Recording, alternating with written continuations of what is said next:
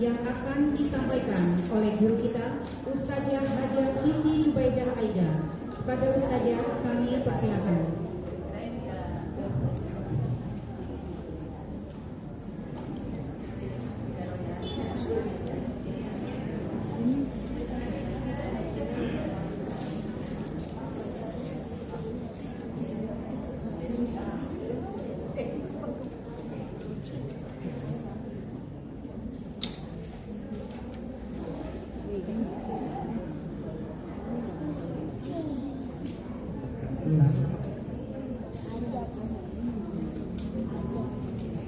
Bismillahirrahmanirrahim.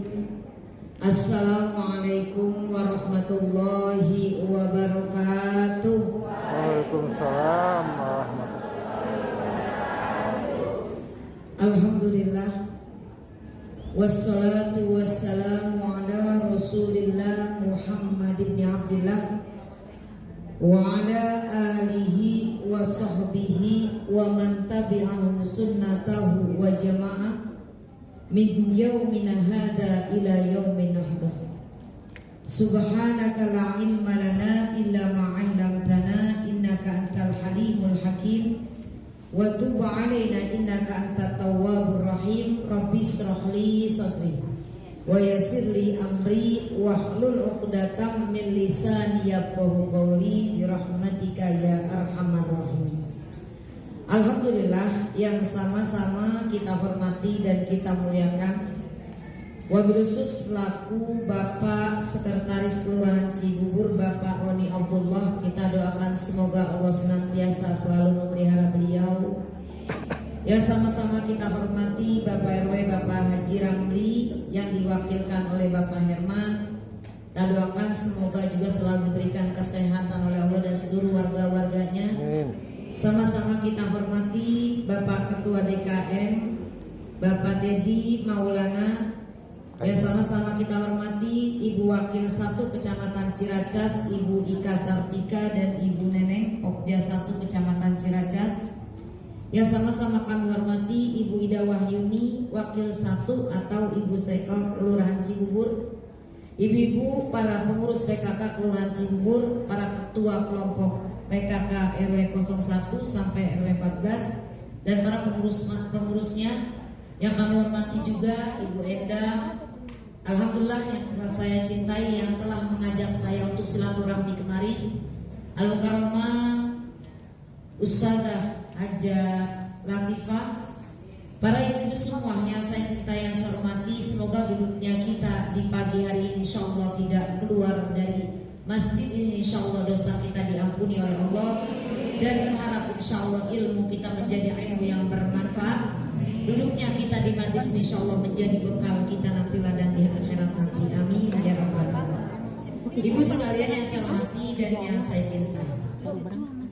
Satu hari ketika Rasulullah Shallallahu Alaihi Wasallam sedang duduk di satu majlis, jadi Nabi pun lagi ngaji dengan para sahabat-sahabat beliau. Ini dijelaskan dalam kitab Al-Azkarun Nawawiyah. Begitu Nabi lagi duduk dengan para sahabat-sahabat beliau, tahu-tahu kunna inda Abdullah bin Umar fa khadratir rajul. Lagi duduk di majlis ini, tahu-tahu ada seorang sahabat yang kakinya kesemutan. Maaf, tadi saya lihat nih yang duduk sini ada yang ganti kaki kanan, ganti kaki kiri, melihat usia ibu ya. Terus begitu, bukan kita aja di zaman Nabi begitu. Maka jaraknya itu seorang laki-laki ada yang kakinya kesemutan. Faqala rajul, kemudian beliau berkata kepada seorang sahabat tersebut, "Udkur ahabban nas ilaik." Sebutin kalau kaki kamu kesemutan, sebutin nama orang yang paling kamu cintai, yang terbaik manusia. Akhirnya beliau mengucapkan ya Muhammad sallallahu alaihi wasallam. Jadi kalau ibu kakinya kesemutan jangan aduh. Jadi kalau kaki kita kesemutan, ibu baca apa? Kakinya nyergot, kakinya nyergot kagak? Orang Betawi misalnya nyergot, yang kemudian sakit. Ini karena ibu ayah saya, almarhum ayah saya dulu juga jadi lurah rambutan, tapi udah meninggal ya, kemudian meninggal usia 85 tahun. hampir 35 tahun jadi lurah ya saya dulu di Rambutan, tapi saya dapat orang Depok, saya tinggal di Depok. Ya, nah Ibu, jadi sekali lagi kembali yang tadi, kalau Ibu kakinya kesemutan nih, ya Ibu baca apa? Ya Muhammad Sallallahu Alaihi Wasallam. Kalau orang Betawi bilang kan nyeragot gitu loh Bu. Ya kesemutan, ngerti nyeragot kan? Kesemutan ya gitu ya. Bacanya ya Muhammad Sallallahu Alaihi Wasallam. Nah Ibu sekalian yang saya hormati dan yang saya cintai, alhamdulillah. Tadi saya bicara sama Bu Ida, subhanallah ya. Ini pengajian Kelurahan Cibubur. Ini jamaahnya luar biasa Bu. Luar biasa nih kata saya gitu. Luar biasa ya. Nah Ibu sekalian saya cintai yang saya hormati, Ibu bisa hadir kemari karena izin dari Allah SWT. Kita ingat dalam satu hadis Nabi SAW, man salaka thariqan yaltamisu bilman sallallahu thariqan ilal jannah. Siapa yang pengen dimudahkan masuk surganya Allah, maka usul kemana? Ini raudhun minal jannah, hadir ke majlis-majlis ilmu. Nah Ibu sekalian saya hormati, yang menjadi tema buat saya hari ini adalah pengajian di kelurahan ini. Tema saya hari ini adalah ada 4 syarat. Ada berapa Bu? Ada 4 syarat, di mana 4 syarat ini akan memudahkan kita untuk masuk surganya Allah Subhanahu Wa Taala. Ibu diingat. Yang pertama kata Nabi SAW, 15 abad yang lalu Rasulullah SAW bersabda, apa kata Nabi? Syarat mudah masuk surga ada 4. Yang pertama abtibil kalam. Yang kedua absis salam. Yang ketiga wasilatul arham. Yang keempat wasilatul arham. Yang keempat adalah wasolatul dunia. Ada 4. Yang pertama adalah syarat kita mudah masuk surganya Allah SWT. Yang pertama adalah abtibil kalam. Bagusin dalam bicara. Yang enak kalau ngomong jangan nyakitin. Bu, jaga lidah kita, jaga lidah hati-hati. Yang pertama adalah jaga lidah. Semakin hari umur kita semakin berkurang, artinya hakikatnya udah deket sama kematian. Ciri-ciri mati udah ada sama kita semuanya. Mata kurang awas. Tapi kalau melihat yang merah mah awas saja. Kaki udah pada pegel, ngaji gak bisa diem, keledekan banget, tar kanan, tar kiri ganti tuh. Ibu, ya Allah, kalau ngaji maunya nyari senderan mulu. Nyender di tembok, nyender di tembok langsung begini tuh. Ya, tanda-tanda kematian udah deket sama kita. Nah itu sekalian yang pertama yang menjadi mudah masuk surga, bagusin bicara kita. Usia berkurang, jangan sampai kita ngomong nyakitin. Sama suami ngomong yang enak. Perempuan biar kata pinter kayak gimana pun S3, S-tontong, S4, kalau kagak ada hormat sama suami gak dapat surga. Wanita itu surganya ada di suami itu. Bagusin ngomong sama suami kita. Jangan nyakitin. Karena kata Nabi SAW, ayyuhuma imro'atin, perempuan yang mana saja yang kalau dia bicara sama suaminya menyakiti hati suaminya, kata Nabi Sorpan walahat, dan ibadah yang sunnah yang wajib dan diterima oleh Allah SWT. Contoh sekarang kecil begini nih Bu. Ibu misalnya nih, ibu ceritanya malam udah tidur jam 9. Sama suami ibu dibangunin Bu. Mah, bikinin mie dong mah. Ibu bikinin tuh mie tuh. Begitu ibu bikinin mie, karena ibu ngantuk banget, mie-nya itu bengkak. Kata suami ibu begini, ini mie bengkak buat yang baik bikin misalnya gitu. Ibu jangan sampai kita ngomong, laki-laki tinggal makan aja susah banget. Yang modelnya begitu Bu, yang tadinya kita udah bikin ikhlas banget Bu, gara-gara kita itu hancur amal ibadah kita. Harusnya bilang ngomong yang enak, maafin Pak, saya ngantuk banget habisnya ridoinnya. Begitu Bu. Nah ibu sekalian hormati dan saya tanya, kajian Bu, kita misalnya gini, orang sekarang kan udah enak banget. Suami ibu misalnya, ini yang masih ada suaminya nih, tapi kalau udah gak ada suami baru terasa. Sungguh kehadirannya sangat terasa, kayak Roma Irama pastinya. Ya. Nah ibu sekalian hormati, udah pokoknya lagu Roma Irama gitu deh. Nah ibu sekalian hormati, suamiku minta kopi misalnya, minta kopi. Kalau bisa ketika kita bikinin kopi itu airnya yang baru. Kalau airnya lama, Bu, dibikinin airnya baru tuh kan, kalau air baru kan kopinya kayak busa begitu. Suami minum enak banget, anget perutnya. Maka saat itu juga seorang istri ibu akan diberikan pahala seperti mengerjakan sholat sunnah 100 rakaat. Tuh, ngasih minumnya enak. Jangan suami ibu nanya, "Mah, gelas mana mah?" Kata ibu, "Di rak lah." Ya Allah, jangan. Ya, dan paham ibu. Jadi jaga lidah kita, ngomong jangan nyakitin. Sama siapa aja, sama tetangga ngomong yang enak. Karena begini bu, kalau menurut saya gini, ini pendapat saya ya. Setinggi-tinggi ilmu itu adalah akhlak. Ibu punya tetangga ibu orang kaya misalnya, pakai emas saja sampai 70 gram misalnya, ya, pakai anting sampai 50 gram, ya, kemudian kalung 80 gram misalnya. Yang penting maaf, jangan pakai gelang kaki. Kata Nabi, sayang sama cucu. Ada orang sayang sama cucunya dibeli gelang kaki. Apa kata Nabi SAW? Ada dalam kitab Masbul Ghaibiyah. Orang yang memakai gelang kaki, maaf, yang dikasih, yang kasih gak akan diterima itu apa doanya, madama al-syai, selama itu gelang kaki masih dia pakai. Jadi jangan dikasih gelang kaki tuh anaknya, cucunya sayang tuh. Kan ada nih, yang pakai gelang kaki tuh jangan ya, jadi gitu. Misalnya gitu. Biar kata dia pas sholat pakainya emas, tapi kalau ngomongnya nyakitin orang gak pada suka bu. Orang senang sama kita karena apa? Lantaran akhlak kita. Kepengen kita muda satu masuk surga, ayo bagusin bicara. Kalau manfaat kita bicara, kalau nggak ada mendingan kita diam aja. Banyakin zikir sekalian, banyakin sholawat. Apalagi sekarang di banyak musim-musimnya bulan Maulid. Katanya Imamul Haddad, ij'al sholataka 'alan Nabi sallallahu alaihi wasallam musilatan laka. Jadikan sholawatmu kepada Nabi itu sebagai penyambung kamu buat Nabi. Bu, baca sholawat. Misalnya gini, ibu mudawam aja karena ahabul amal adwamuha wa ikolah.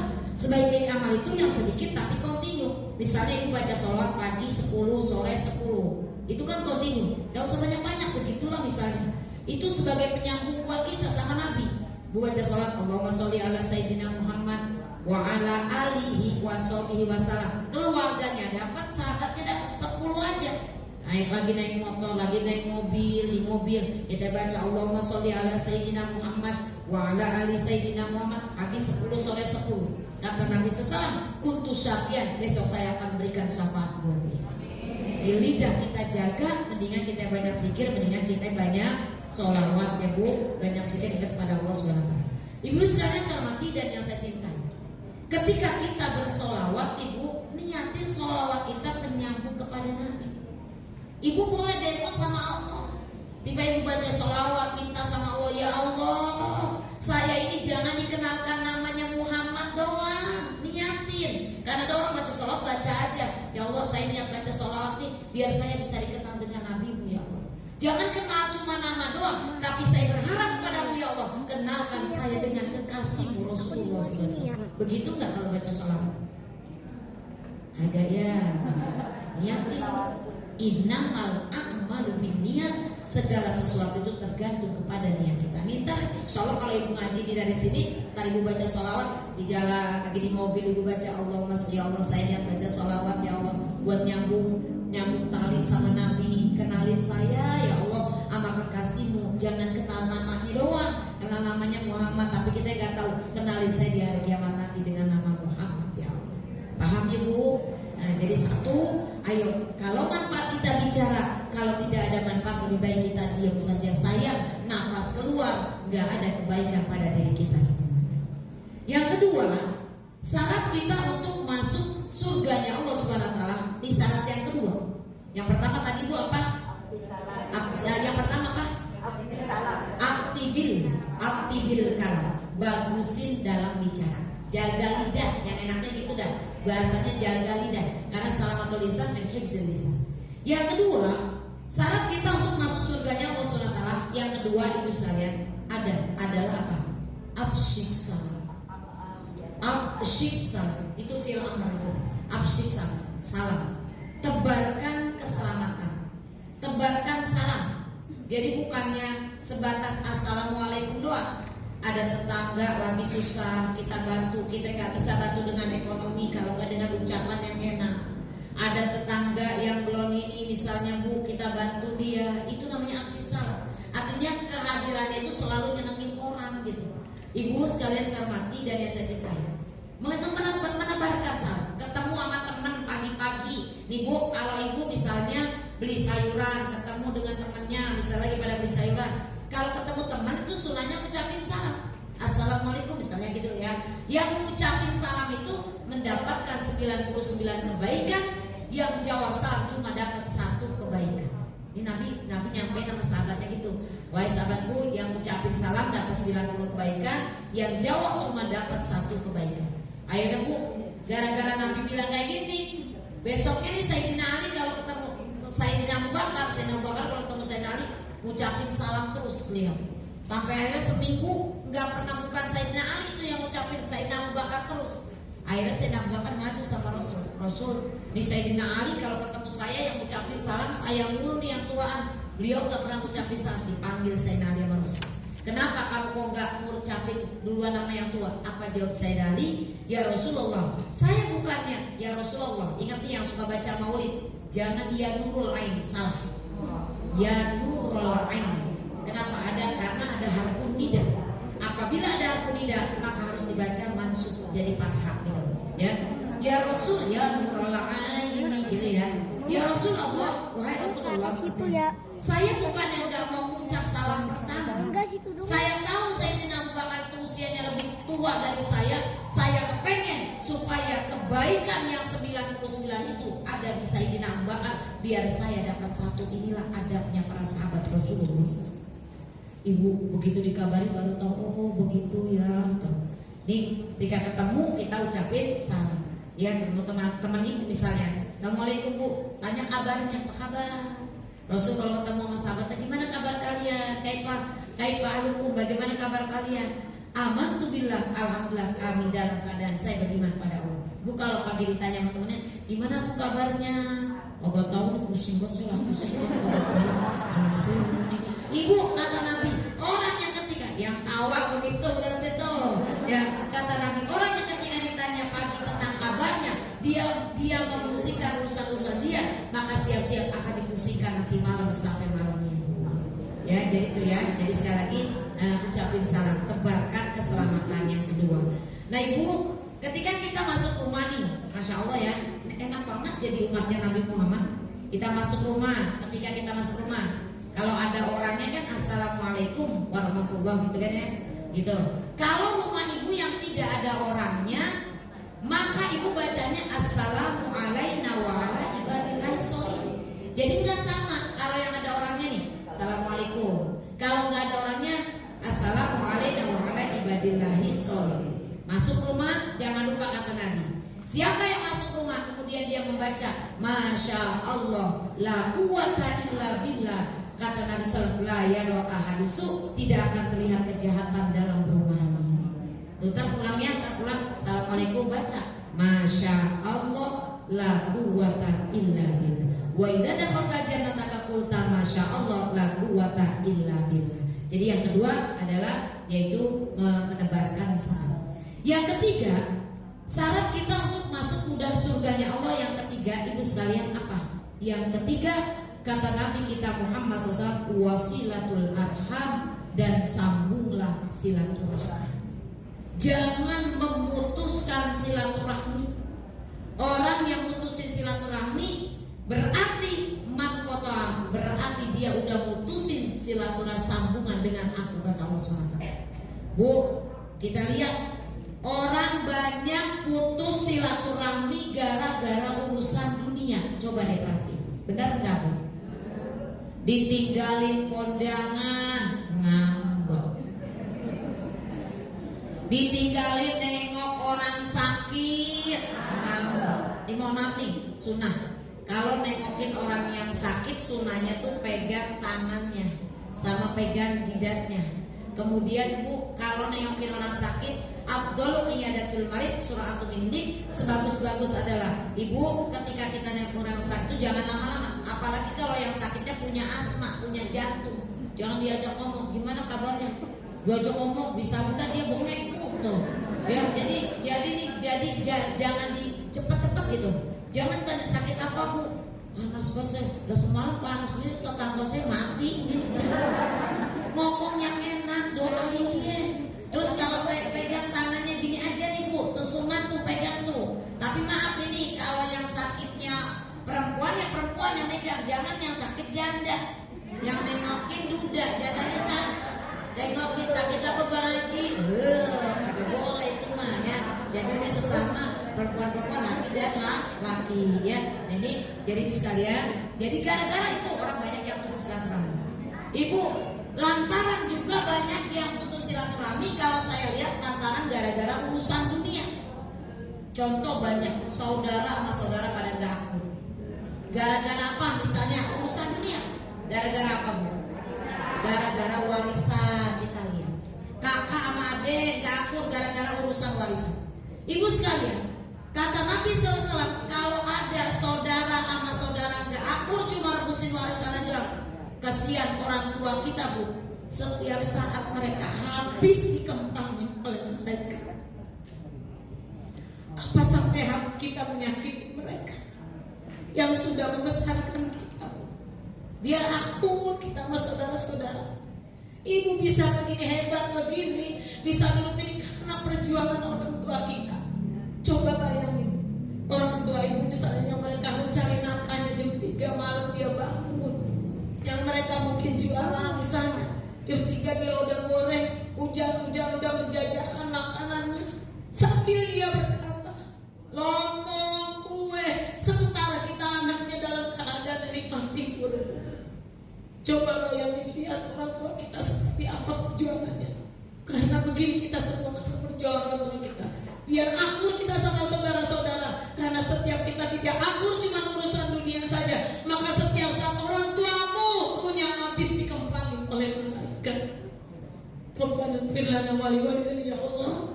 Ampunkan dosa orang tua kami ya Allah. Tempatkan mereka di dalam tempat surga-Mu ya Allah. Sambung silaturahmi, jangan putusin silaturahmi. Dan yang keempat, syarat kita untuk masuk surganya Allah Subhanahu wa taala yang keempat ibu sekalian adalah apa? Yang tadi, yang ketiga nih, jangan sampai hati kita jaga, Bu, jangan sampai dengki. Kita umur tinggal seberapa hari lagi gak tahu umur kita Bu. Jangan ada dengki di hati kita. Karena kalau ada dengki, na'udzubillah min dzalik, dan diterima amal ibadah kita. Yang keempat terakhir, ketika kita mudah masuk surganya Allah SWT, wasil, yaitu yang keempat adalah wasoli billahi manasidiyam, yaitu sholat di waktu malam sedangkan manusia dalam keadaan tidur.